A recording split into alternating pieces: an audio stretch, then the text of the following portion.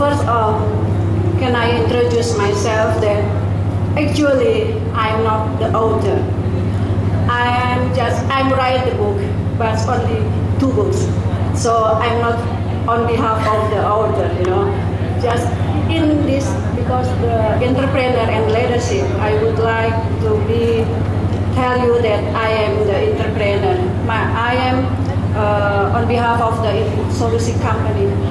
We are established on the 2009, and then at that when I take first time I built my company. I asked my husband, and then at that time, on the 2009, my daughter already study in London. So my husband busy. So I'm not do anything. I just housewife. So I asked my husband, can I do something? Can I make it the company to be just keep busy? And then finally, my husband give me mentor. My husband friends, Fendi Siregar. He is the best photography in the world, the 15th best photography in the world, to be my mentor, to be entrepreneur. Finally, we start for the photography, of course, and then we have a lot of clients for the company provide for everything. And then finally, we start again the second business. I build the event organizer. But my specialist event organizer, the expo, and then conference. And then after that, I open, because US, in event organizer, only two event or 3 event whole year. The rest of this, they're not working, And then my staff sometimes ask me, I need job. But when I recognize that some of them was good for the design, because in event organizer we need design. So I make it another businesses at design and printing. Now we already have almost 30 staff on the printing and vision printing. And then we are collaborate with the also for the some embassies already my client, for the real estate already my client, so many company already my client on the design and printing. And then finally, I think that I open also for the training and workshop. Why I open training and workshop? One day when I was holiday on the villages, and I saw that craftsmen on the villages, they already have a good product. They have good handicraft, and as you know, and sometimes they don't have connection. So trader, and then also for the broker come to them. Then actually keeping profit for the trader and then the middleman. So when I saw this and I asked them, can you be my Solusi partner? We have CSR on my company because usually I give the CSR for my company 10% for my company. So I think that I asked them, I got motivated them to come to Jakarta, and then finally I'm around the Indonesia. I got almost 40 craftsmen from the villages. And then I bring them to Jakarta. And in Jakarta, I rent the place at the mall. I give them for the good, and then also financial support. I give them training as entrepreneur because I think that they don't have management financial, So I think that is opportunity because I experiences for my company how to manage the money for have a good profit on my company. So that's why I teach them how to be entrepreneur.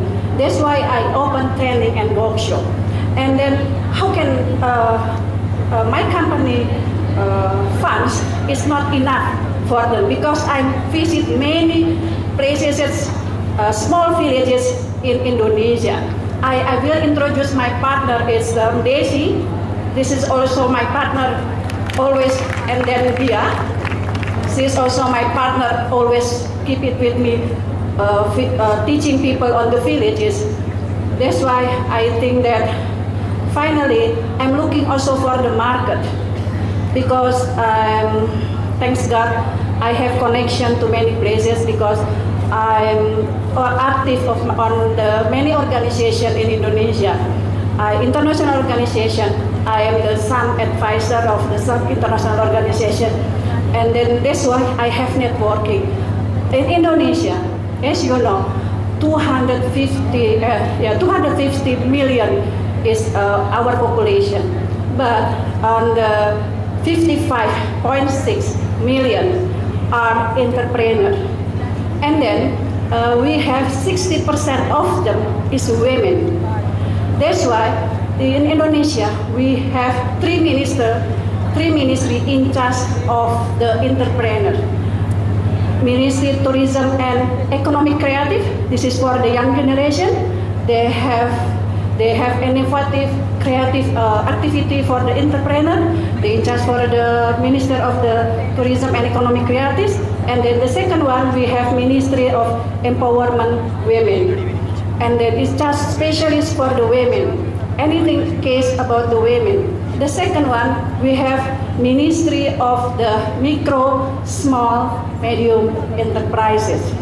So, as the Insolusi, because we are collaborate with the government, because I know we don't have enough fund to help people to enough support for the fund. You know, when you teach people on the village, there is capital. But in Solusi, it's not enough, only 10% from my company, because I cannot took more than 10%, because I want to my company is grow up step by step, you know. That's why I'm with Mr. Daisy looking fund for some company in Indonesia, and then I know also in Indonesia for the, what can I say, the government, they have money, they have funds for the people to help people on the villages.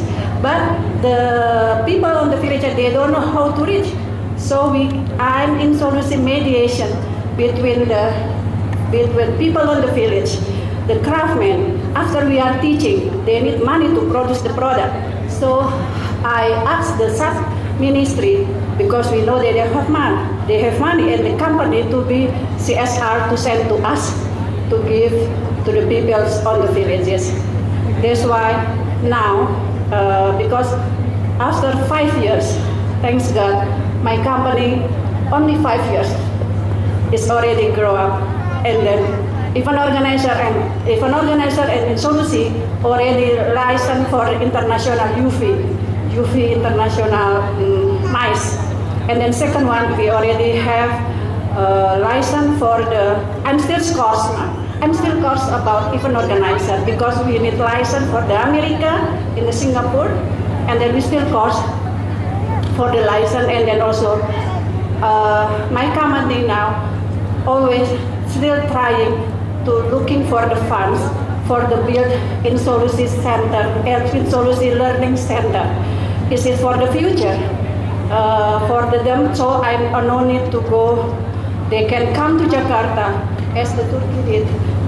Come to Jakarta, we can teach them, and then they send back to their village.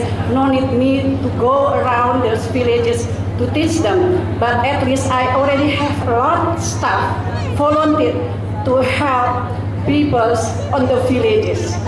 So I hope that in the future I can build the building in Solusi Learning Center. Thank you very much for your attention. Maybe in the future we can collaborate for sharing for the knowledge about my story. Thank you very much.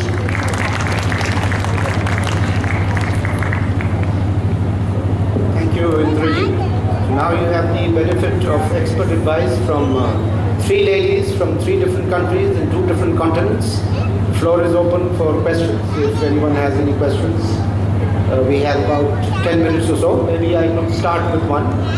Inge described female entrepreneurs as being risk averse. Does the rest of the panel agree with that? And if yes, is that a strength or a weakness in a very competitive market? I think it's working. Yeah, they're risk averse nature of being a woman. Because we have so many responsibilities. We need to be good moms, good wives, good housekeepers, good everything. And upon this, we need to be good business women now. So since we can do everything in one person, like an octopus, so women do not hire new employees generally. They see it as a risk and they try to do everything themselves. However, it's like a vicious cycle. If you don't hire someone, you cannot grow. If you cannot grow, you cannot hire new people. So it's so we teach them to take the calculable risks and be not the mother of the company, but the manager. Thank you. Risk-averse octopuses. Diana, would you agree? Well, I'm not quite sure actually. I personally welcome risk adverseness because I think it is always a chance to think about your project again. And yes, risk adverseness also kept my company in the last years from really not that advantageous projects. As I said in the beginning, I do think that male and female, if they are together in a team, that might give the best results. I do run this company together with my husband, and whenever he is risk adverse, I wouldn't be. So we always come to the point that we have to prove the next projects and the next steps. So when you put it together, I think risk adverseness is okay for me. Do you have any views on that? Thank you very much. As the businessman, as an entrepreneur, you have to prepare yourself for the broke, for the risks, for everything. You know, when I build as an event organizer, International Expo, I on the 2010, I feel I lost some money, but this is experience for me. So and then the next event organizer conference, I have a profit, a good profit. So I think for the competitive in mice, actually, the important thing for the business is services. The services is very important. As you know, I made the printing and design. My client is some embassies. You know, sometimes on the print on the design before we approve for the printing, we have to approve for this. Sometimes we take on the deadline, but I teach my staff to be patient to treat the client. So that's why for this. Thank you, Indrajit. We'll take one Yes, more sir. question if there is any. Yes. Comment.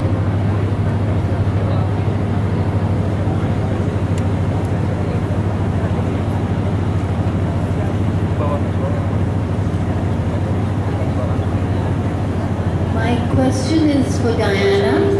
I believe you took over your business at a very young age, and there are lots of students in the audience, and I would just like you to share with us what your challenges were and how you overcame them for the students in the audience. Thank you.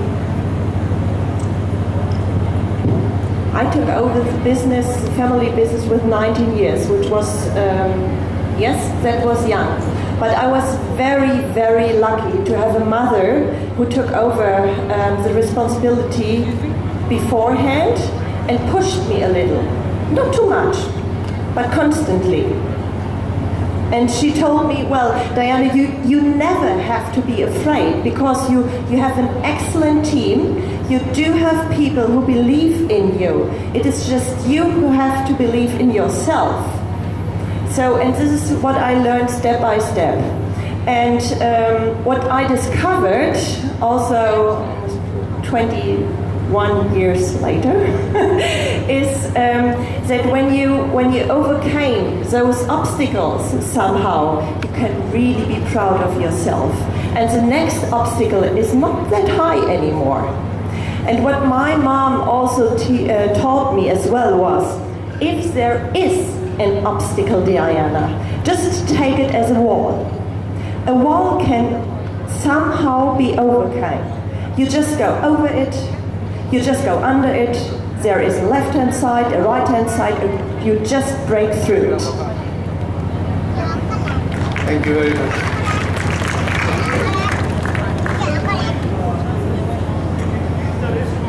Listen, Maurice. I said when your husband joined the company, did it increase the risk or reduce the risk? That really depends on the situation. We really live in a very, very extraordinary partnership. So while I am here talking with you, having the chance to learn something about Pakistan, he is at home and caring about his children. That made him learn a lot. That made him also learn how to also become a better boss in the companies we are going to and we are consulting. Because he can better understand the situation and what is needed from these people inside the companies, which means, in the end of the day, they perform better. And if you have good performing staff, that means that you do have more money in the end of the day.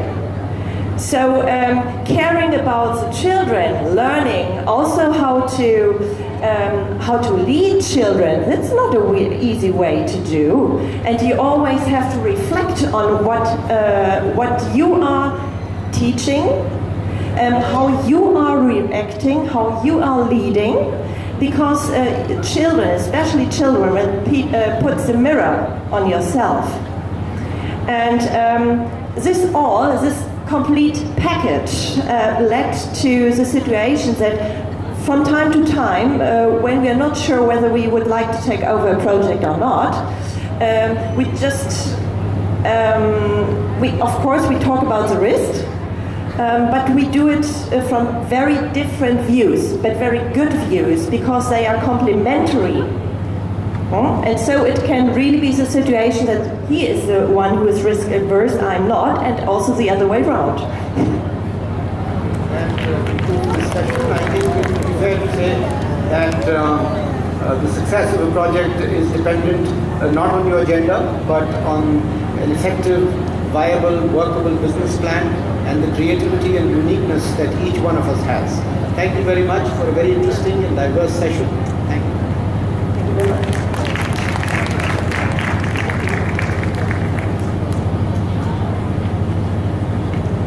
Thank you, Shahrukh, Indri, Imj, and Dr. Diana.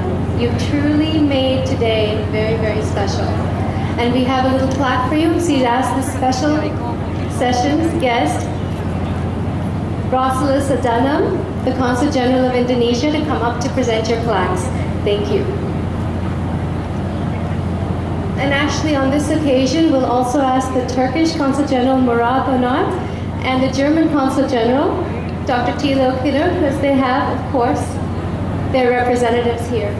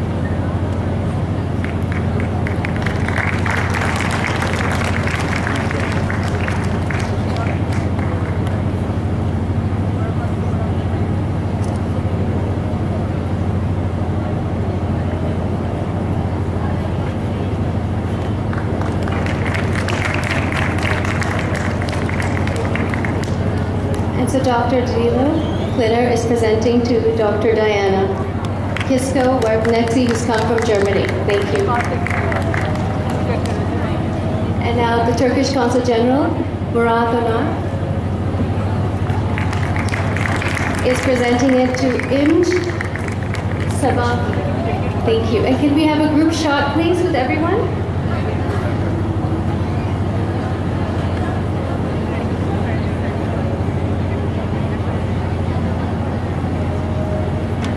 Okay, a group shot.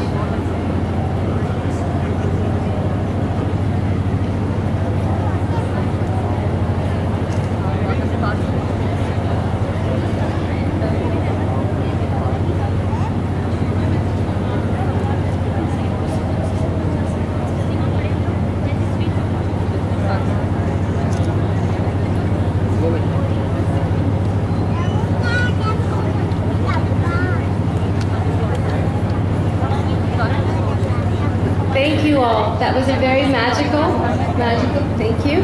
And another special round for all our consul generals who've supported us today. And we have plaques for them as well. So for our 3 consul generals to stay on stage, we've given one to Dr. Prada.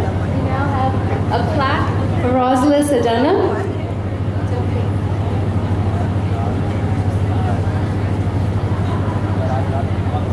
Shahrukh, could you kindly present this? Shahrukh has worked tirelessly to make this global panel very special. Thank you. And thank you all for coming from so far to be a part of this event. And now we have a very, very special moment, our closing keynote, Sherry Ramon.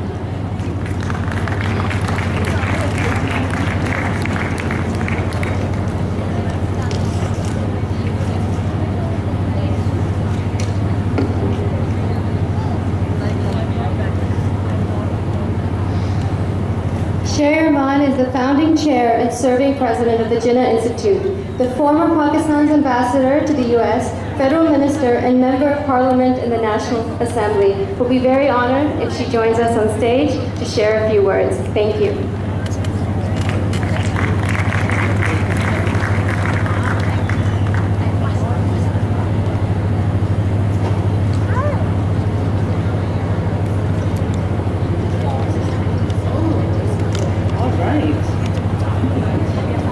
Thank you very much. I hope everybody can hear.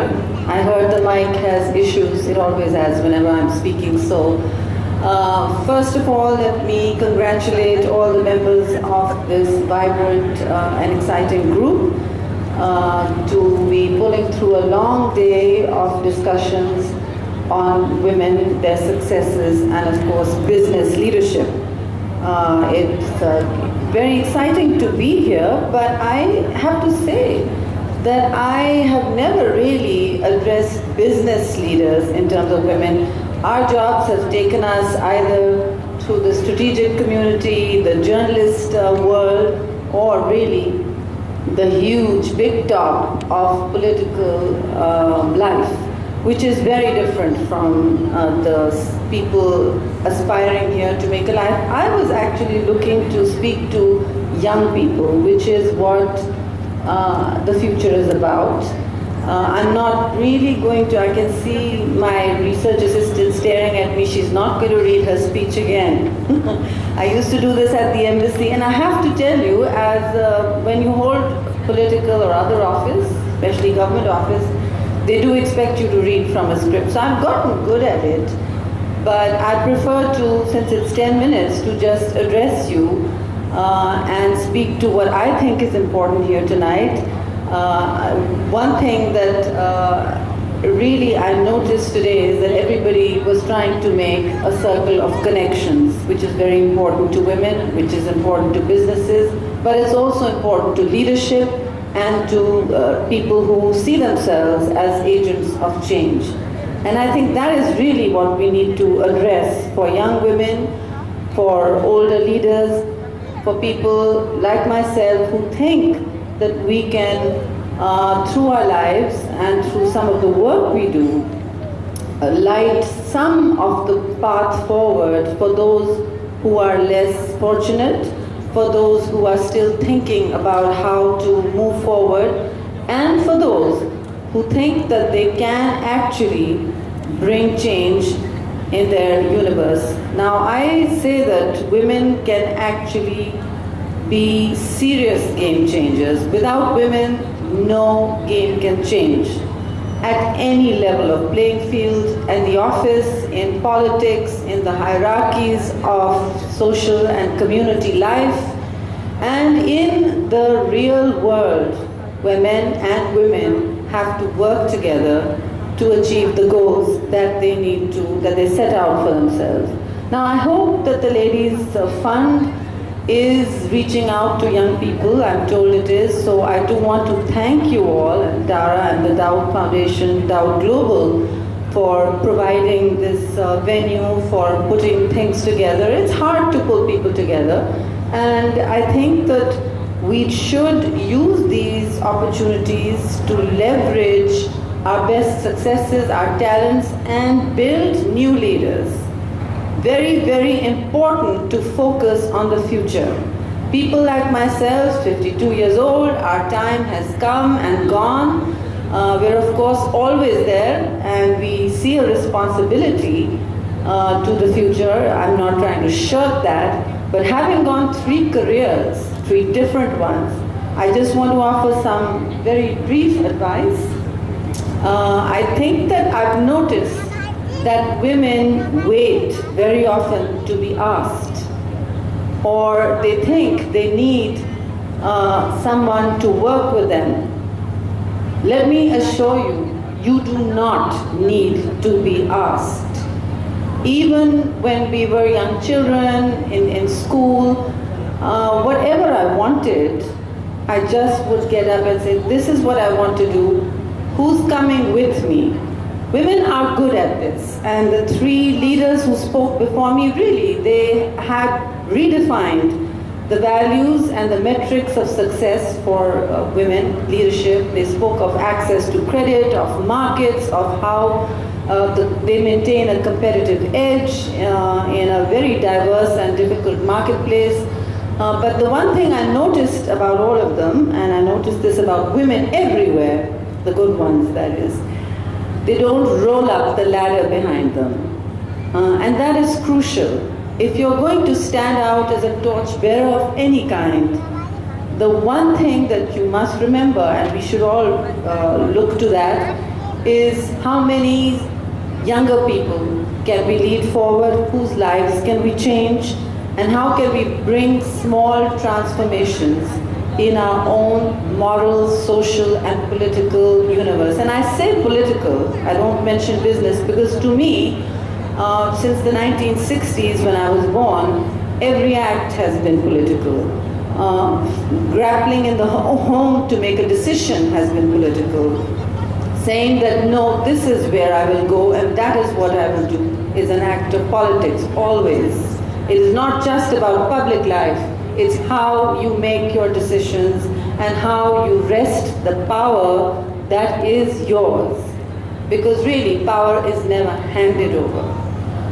People say this is a men's world, it's a man's world. I say to my colleagues in the educated community that you have resources.